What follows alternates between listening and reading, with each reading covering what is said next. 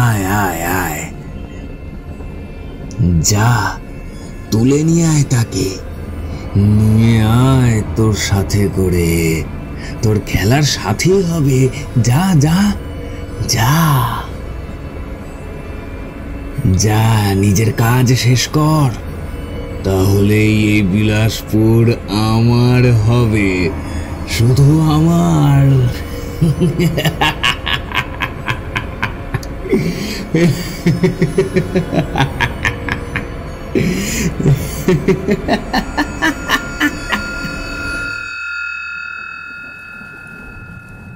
বৃষ্টিতে ভিজে বাজার থেকে ঘরে ঢুকতেই গিন্নি বলল, এ মা, পুরো ভিজে গেছো দেখছি। এই জন্যই সকালে বলেছিলাম ছাতাখানা নিয়ে বের হও। আচ্ছা শোনো, কিশোরী ঠাকুরপো এসেছে, তাকে ঘরে বসিয়েছি। আমি ঘরে চলে গেলাম। এ হে, জলে ভিজে কি অবস্থাই না হয়েছে তোমার। যাও, জামাটা বদলে এসো, তারপর না হয় একটু ঠাকুরমশাইয়ের বাড়ি যাওয়া যাবে। জামা বদলে দুজনে দুটো ছাতা নিয়ে যখন বের হলাম, তখন বেলা পড়ে এসেছে। রবিবারের বেলা, তাই রোজকার ব্যস্ত রাস্তাতেও লোকজন কম। পাসিং শো আর তেলে ভাজার প্যাকেট নিয়ে মঠ লেনে তারানাথের বাড়িতে এসে ঢুকতেই চারি বলল, এই আপনাদের জন্যই অপেক্ষা করছিলাম, আসুন ভেতরে আসুন, বাবা ঘরেই আছেন, আপনারা বসুন, আমি এক্ষুনি গরম চা আর তেলে ভাজা নিয়ে আসছি। আমরা ঘরে ঢুকে দেখলাম ঠাকুরমশাই একটা হুঁকো নিয়ে বসে বসে এক মনে তামাক টানছেন আর জানালার দিকে তাকিয়ে কি যেন ভাবছেন। আমরা গিয়ে তার সামনে বসতেই উনি হেসে বললেন, বৃষ্টি শুরু হতেই বুঝেছি আজ মানিক জোড়ের আগমন ঘটবে। কি করি বলুন, বৃষ্টির মধ্যে আপনার গল্প না শুনলেই যে নয়। আপনার পাসিং শোয়ের নেশার থেকেও বেশি আমাদের এই গল্পের নেশা। তারানাথ হো হো শব্দ করে হেসে বললেন, বেশ বেশ, তা আজ বরং তোমাদের একটা অদ্ভুত গল্প শোনাই। এই অভিজ্ঞতা হয়েছিল আমার কলকাতায় আসার পরে। এরই মধ্যে চারি এসে 3 গ্লাস চা আর তেলে ভাজা সহযোগে মুড়ি মাখা দিয়ে গেল। আহা, চারির হাতে সত্যি জাদু আছে। বৃষ্টির সময় গল্প শুনতে শুনতে এসব তো একেবারে অমৃত। তারানাথ হেসে এক গাল মুড়ি তুলে নিলেন, তারপর গরম চায়ে চুমুক দিয়ে বলতে শুরু করলেন, শোনো তবে, তা ধরো এটা বছর 14-15 আগের কথা তো হবেই।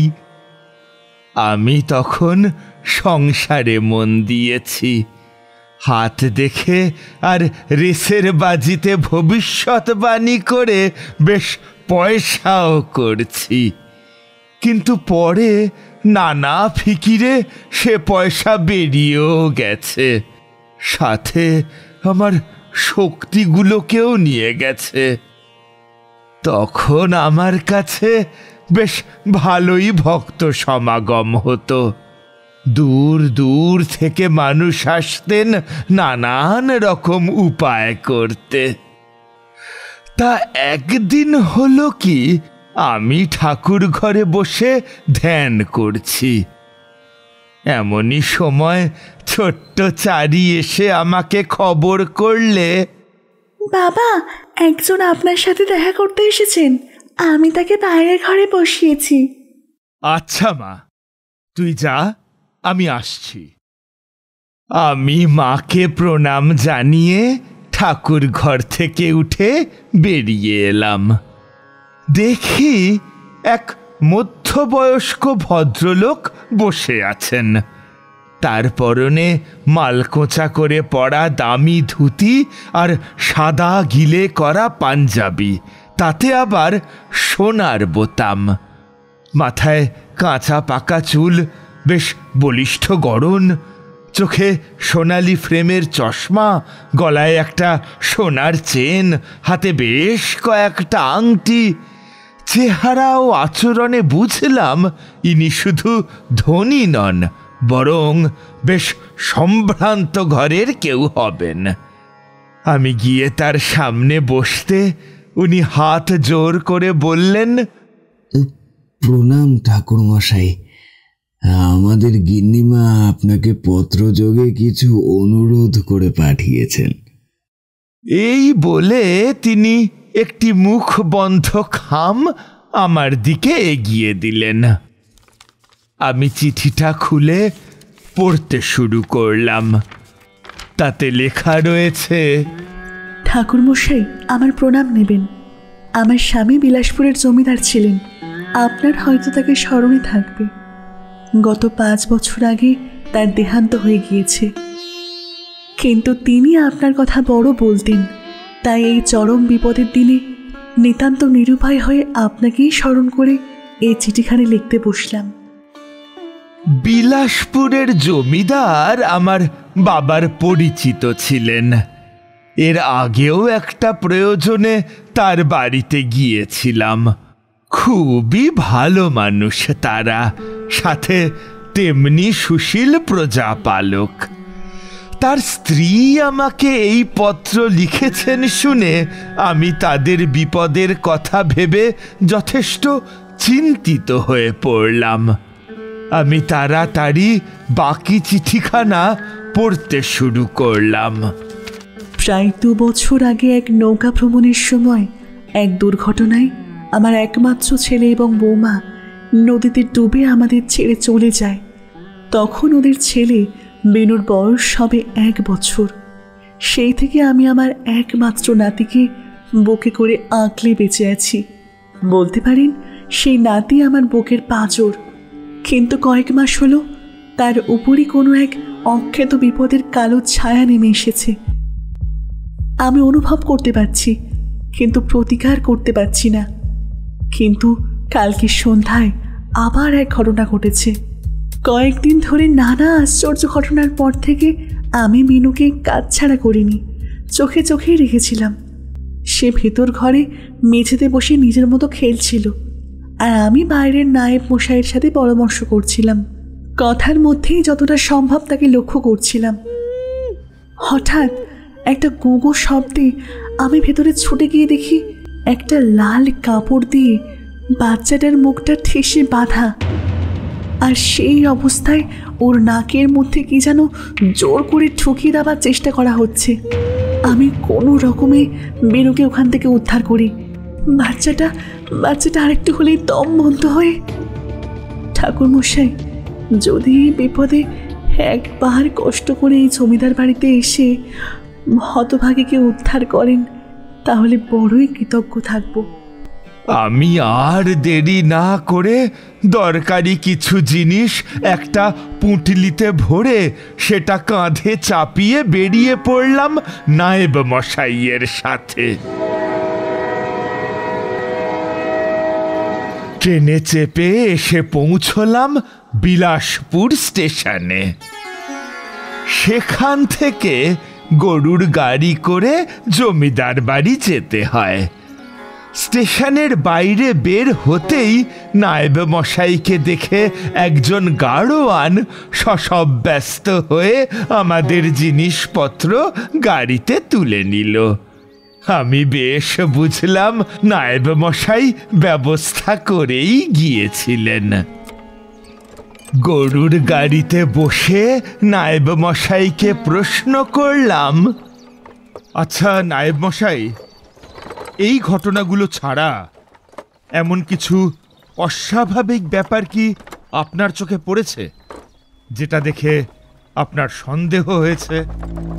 সত্যি বলতে ঠাকুরমশাই, আমার চোখে সেই রকম কিছুই পড়েনি।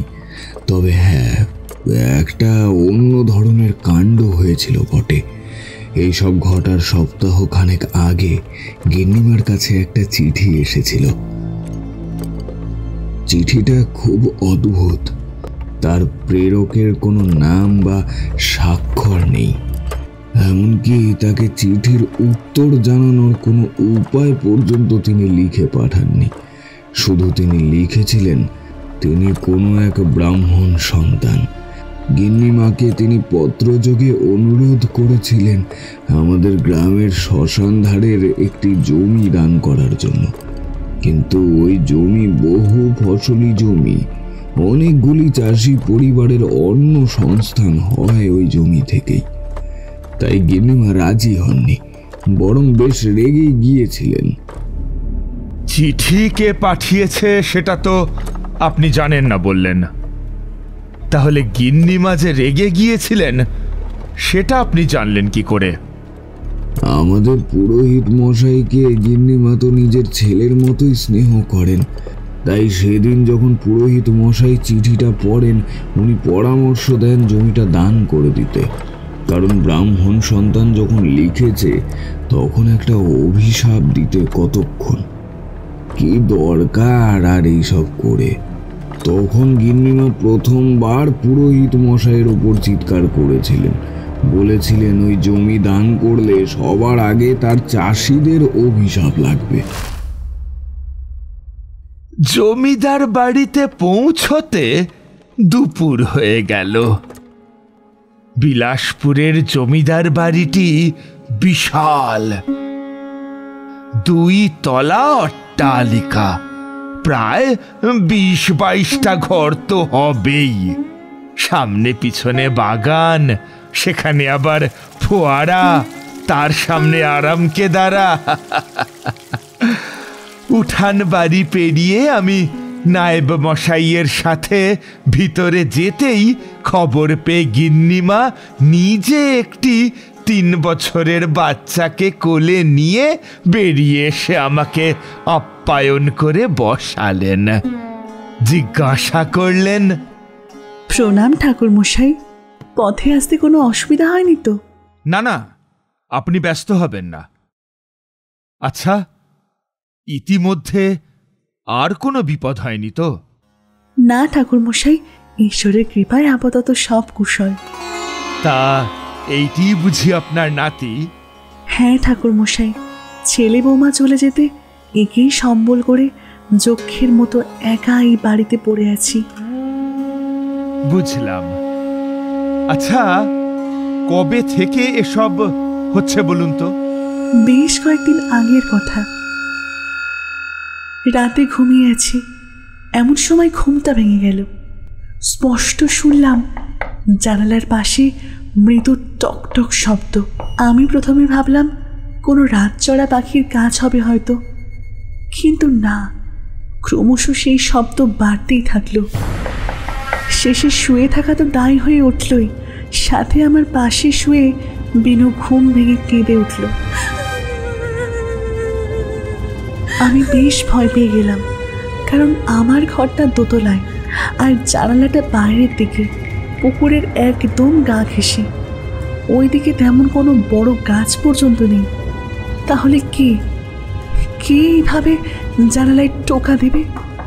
হঠাৎ জানালায় টোকার শব্দ বেড়ে গেল, আর তার সাথে শুরু হলো খসখস করে কিছু ঘষার শব্দ, যেন কেউ নখ দিয়ে খুব রেগে গিয়ে জানালার কাঠের পাল্লায় আঁচড় কাটছে। আমি ভয় পেয়ে বিনুকে বুকে চেপে ধরে চিৎকার করে দাসীদের ডাকলাম। তারা এসে আলো জ্বালাতেই সেই শব্দটা কমে গেল।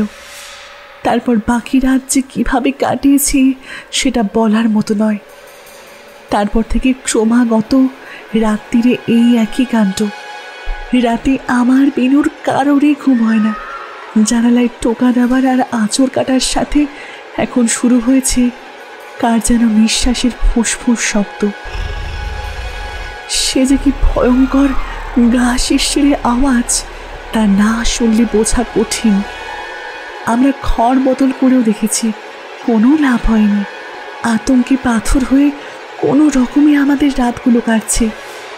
এরপর গত পরশু আমি ঠিক করি যে কোনো গুণিনের কাছে মাদুলি বা কবজ নেওয়া হবে এবং তার সাথেই বাড়িটাকে সত্য করিয়ে নেওয়া হবে। যতই হোক, বিনুর এখন আমি ছাড়া আপন বলতে কেউ নেই। সর্বদা চিন্তায় থাকি আমাদের পুরোহিত মশাইকে ডেকে সে কথা বললামও, এমনকি একটা সত্যনারায়ণ পুজোরও করলাম। কিন্তু সেই দিনই ঘটে গেল সব থেকে ভয়ানক ঘটনা। সে কথা ভাবলে এখনো এখনো আমার গা শিউরে ওঠে। রোজকার মতো বিনুকে মাদুরে ঘুম পাড়িয়ে রেখে দুপুরের দিকে আমি একটু ঘরের কাজবাজের তদারকি করতে গিয়েছিলাম। তবে ছোট ছেলে, যদি কিছু প্রয়োজন হয় সেটা ভেবেই আমি মাঝে মাঝে ঘরে গিয়ে দেখে আসি। সেদিনও এই ভেবে ঘরে এসে দেখি মাদুরের ওপর বিনু নেই। আমার ভয়ে প্রাণ উড়ে যাবার অবস্থা।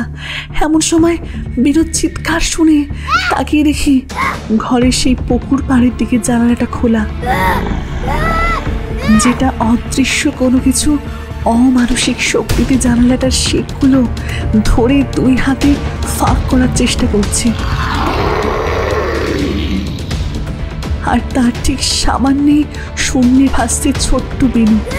আমি প্রাণীর ভয় ত্যাগ করে দ্রুত এগিয়ে এসে বিনুকে কোলে তুলে নিয়ে চিৎকার করে উঠি। আর একটু দেরি হলেই হয়তো জানালার ফাঁক দিয়ে ছেলেটাকে পুকুরে ছুঁড়ে ফেলে দিত সেই শয়তান। আমার শব্দ পেয়ে সকলে মিলে আমার ঘরে এসে জড়ো হয়। জানালার বাঁকানো শিক দেখে এবার সকলেই বেশ ভয় পেয়ে যায়। তখন পুরোহিত মশাই বলেন, বাড়িতে গণি নাড়ার কথা স্থির করতেই সেই আত্মা নাকি কুপিত হয়েছে। এরপর আর সাহস করে সেই সব করতে যায়নি। তারপরে সকাল সন্ধ্যায় ওই একই কাণ্ড। আমার হাতে একটা মা বিপদতারিণীর মাদুলি ছিল। আমি যে দুবার বিনুকে ওই শয়তানের হাত থেকে বাঁচানোর চেষ্টা করেছি, ততবারই আমার মনে হয়েছে হয়তো এই মাদুলির কারণেই শয়তানটা আমার উপস্থিতিতে বিনুর ক্ষতি করতে পারছে না। তাই কালকেই সেই মাদুলিখানা খুলে তাকে পরিয়েছি, কিন্তু তাতেও আমি নিশ্চিত হতে পারছি না। তাই কালকেই গোপনে এই পত্র লিখে আমি নায়েব মশাইয়ের মাধ্যমে আপনাকে পাঠালাম। আচ্ছা, আপনি বসুন, এতটা রাস্তা এসেছেন, একটু বিশ্রাম নিন। আপনার খাবার আমি এখানেই পাঠিয়ে দিচ্ছি। ওই বাড়িতে যাওয়ার পর থেকেই আমার মধ্যে একটা চাপা অস্বস্তি ছিল। আমি স্পষ্ট টের পেয়েছিলাম এই বাড়িতে কোনো অতৃপ্ত আত্মা রয়েছে। চারদিক থমথম করছে। বাড়ির বাইরে হাওয়া দিলেও বাগানের গাছগুলোতে একটা পাতাও নড়ছে না। পাখির ডাক কেন, একটা বিড়াল কুকুরের শব্দ পর্যন্ত নেই। যেন প্রকৃতি সেই বাড়ির পাশে এসে অমঙ্গল আশঙ্কায় থমকে গেছে।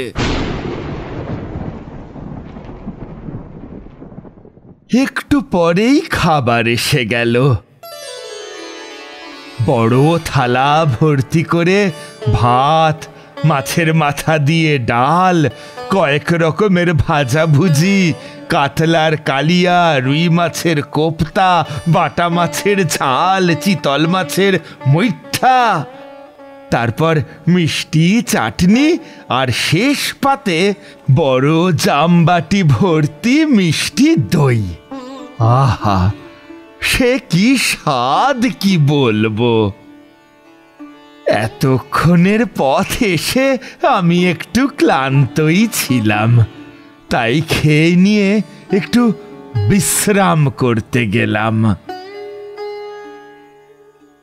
সন্ধ্যের দিকে উঠে আমি গেলাম গিন্নি মায়ের সঙ্গে দেখা করতে। আসলে আমার মনে হয়েছিল পত্রে আমি যেটুকু জেনেছি সেটা পর্যাপ্ত নয়। আমার মনে বেশ কিছু প্রশ্ন জমা হয়েছিল, তাই মনে হলো একবার কথা বলা ভীষণ প্রয়োজন। চাকরদের জিজ্ঞাসা করে জানলাম গিন্নিমা বাড়বাড়িতে নায়েব মশাইয়ের সাথে জমিদারি নিয়ে আলাপ আলোচনা করছেন। বিনুও সেখানেই আছে। আমি আর ওনাকে ডেকে না পাঠিয়ে নিজেই সেখানে যাব বলে স্থির করলাম। সেখানে গিয়ে বসে সবে গিন্নিমায়ের সাথে কিছু আলোচনা করছি, এমন সময় জমিদার বাড়ির পুরোহিত ভট্টাচার্য মশাই এসে হাজির হলেন। বয়স ওই আমারই মতো, দাড়ি না থাকলেও গোঁফ রয়েছে, মাথায় শুধু লম্বা একটা টিকি। কিছু বলতেই যাবেন এমন সময় আমাকে সেখানে দেখে থমকে গেলেন। তারপর ভ্রু কুঁচকে বললেন, আপনি? ভট্টাচার্য মশাই, উনি তারানাথ চাটুর্যে, তোমাদের কর্তা মশাইয়ের বড় স্নেহভাজন ছিলেন। আমি বুঝতে পারলাম গিন্নিমা কথাটা সযত্নে এড়িয়ে যেতে চাইলেন, কিন্তু তাতে লাভ হলো না। পুরোহিত মশাই বললেন, আমি আর কি বলবো গিন্নিমা, আপনাকে নিজের মায়ের মতো শ্রদ্ধা করি বলেই বলেছিলাম বাড়িতে গুণিন ঢোকাবেন না, এতে সেই অপশক্তি ক্রুদ্ধ হয়ে উঠবে। জানি না এবার সেই শয়তান কত বড় ক্ষতি করবে। আমি পুরোহিত মশাইয়ের কথা শুনে বিরক্ত হয়ে বললাম, দেখাই যাক না কে কার ক্ষতি করে। পুরোহিত মশাই কিছু না বলে সেখান থেকে সবেগে প্রস্থান করলেন। আমি গিন্নিমায়ের দিকে ফিরে প্রশ্ন করলাম, এই পুরোহিত মশাই আপনাদের বাড়িতে কবে থেকে রয়েছেন?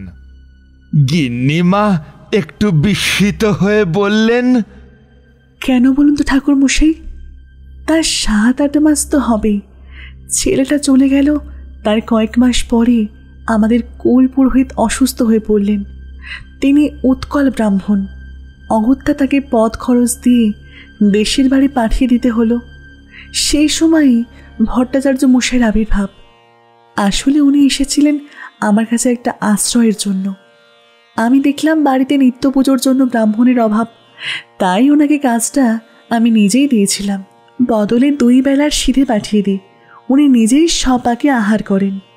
আমাদের বাড়িতে ভালো ঘর আছে, সেইটা ওনাকে থাকতে দিয়েছি।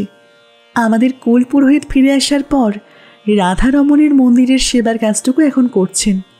তারও তো বয়স হয়েছে, তাই না? বুঝলাম। উনি কোথা থেকে এসেছেন কিছু জানেন? একবার কথা প্রসঙ্গে আমাকে বলেছিলেন বটে, বীরভূমের মহিষাগড়িয়ায় তার পৈতৃক ভিটে। তবে আত্মীয়রা নাকি বালক বয়সে ঠকিয়ে সব সম্পত্তি কেড়ে নিয়ে তাকে বের করে দিয়েছে। সেই দুঃখেই তিনি গ্রাম ছেড়ে এসেছেন। নায়েব মশাই, একবার খোঁজ নিয়ে দেখুন তো সেখানে। ঠাকুর মশাই, আপনি কি ভট্টাচার্য মশাইকে সন্দেহ করছেন? শুধু সন্দেহ না, আমি নিশ্চিত আপনাদের বাড়িতে অপশক্তি এই মানুষটিই চালনা করছে। আমি ওর দেহের চারদিকে নোংরা কালো ছায়ার আভাস পেয়েছি। এমনকি এই বাড়িতে একটি আত্মাকেও চালনা করা হয়েছে। সেটা আমি এই বাড়িতে আসার পরেই বুঝতে পেরেছি। কিন্তু আমাকে এই মানুষটার বিষয়ে আরও জানতে হবে গিন্নিমা। আমার মনে হচ্ছে এর অতীতের সাথে বর্তমান ঘটনার কোনো না কোনো সম্পর্ক আছে। সেটা সোজা পথে জানতে পারলে ভালো, নয়তো সাধনার সাহায্য নিতে হবে। আপনি চিন্তা করবেন না, আমি এই মুহূর্তে রনপায় লোক পাঠাচ্ছি, কালকের মধ্যে খবর পেয়ে যাবেন। বেশ, পরশু রাতেই অমাবস্যা, সেই দিনই আমি যজ্ঞ করব। কিছু জিনিস লাগবে, সেগুলো একটু ব্যবস্থা করে দিতে হবে। সব হয়ে যাবে ঠাকুর মশাই, আপনি একদম চিন্তা করবেন না। বেশ, এই মুহূর্তে আমাকে 1 ঘটি গঙ্গা জল আর একটু রক্তচন্দন জোগাড় করে দিন। আমি সেই সব জিনিস নিয়ে গেলাম বাড়ির পিছনের সেই দিকে যেখানে সেই পুকুর রয়েছে। ওখানে গিয়ে একটা গাছের ডাল ভেঙে তাতে চন্দন মাখিয়ে সেটা পুঁতে দিলাম পুকুর ঘাটে। আর তার সাথে ছড়িয়ে দিলাম গঙ্গা জল। একটু পরেই ভীষণ ঝড় উঠল।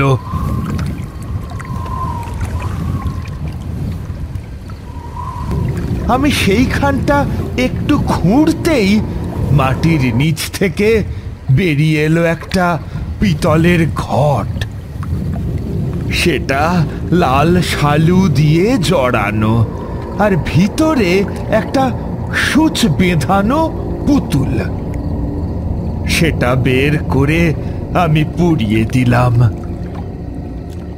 তারপর বললাম, আপাতত এক্ষুনি কোনো বিপদের সম্ভাবনা নেই। আপনার নাতির সাথে সেই আত্মাকে কোনো কিছুর প্রলোভন দেখিয়ে বেঁধে দেওয়া হয়েছিল, তাই সে চাইছিল আপনার নাতিকে সাথে করে নিয়ে যেতে। কিন্তু সেই আত্মাকে এই বাড়ি থেকে পুরোপুরি বের করতে হলে আমাকে একটা যজ্ঞ সম্পন্ন করতে হবে। দেখবেন, তার আগে পর্যন্ত যেন আপনাদের পুরোহিত মশাই কিচ্ছু জানতে না পারে।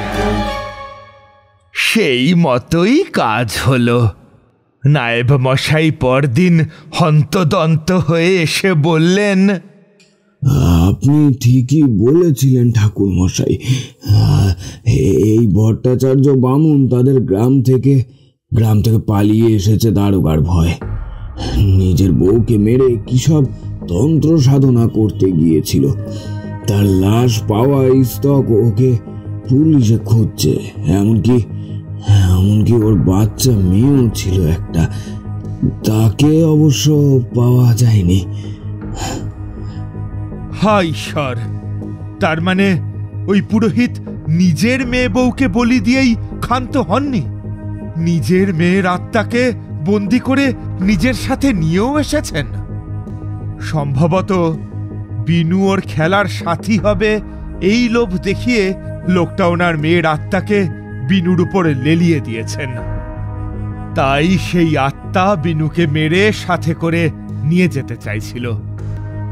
নিজের মেয়ের সাথে এ রূপ পাশবিক আচরণ, এ যে সাক্ষাৎ নরপিশাচ। নির্ঘাত ওই পুরোহিত নিজেই উড়ো চিঠি দিয়ে গিন্নিমার থেকে জমিটা চেয়েছিলেন ওর সাধনা সম্পন্ন করবেন বলে। ভাগ্যিস গিন্নিমা রাজি হননি, নয়তো এতদিনে এই গ্রামের থেকে কতগুলি মানুষ বলি হতো তা কেবল ঈশ্বরই জানেন। আমার কথা শুনে নায়েব মশাই আর গিন্নিমা শিউরে উঠলেন।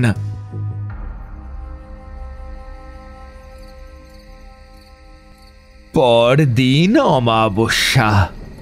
আমি বসলাম যজ্ঞ করতে। একটা মাটির মালসায় জ্বলন্ত আগুন মাথার ওপরে নিয়ে এক পায়ে দাঁড়িয়ে মন্ত্র জপ করতে শুরু করলাম। ওং হ্রিং ক্রিং ছট। সামনে গণ্ডির মধ্যে বসে আছেন গিন্নিমা, বিনু আর নায়েব মশাই। একটু পরেই ছুটতে ছুটতে সেখানে এসে উপস্থিত হলেন সেই পুরোহিত। তার সারা গায়ে আগুন জ্বলছে। আমি বললাম, দেখ শয়তান, পাপের পরিণাম। কালো জাদু করে না ফললে সেটা উল্টো এভাবেই মরণাঘাত করে। আমি তোকে ছাড়বো না তারানাথ, আমি ছাড়বো না তোকে। তারানাথ এইবার চুপ করে চোখ বন্ধ করে বসে রইলেন। আচ্ছা, তারপরে কি হলো ঠাকুর মশাই? পুরোহিত মারা গেলেন। আমি পুরোহিত আর ওনার অতৃপ্ত মেয়ে বউয়ের জন্য শ্রাদ্ধ শান্তির ব্যবস্থা করলাম। সে যত বড় পাপী হোক, মৃত্যুর পর এটুকু অধিকার সবার থাকে। তারপর ফিরে এলাম এখানে।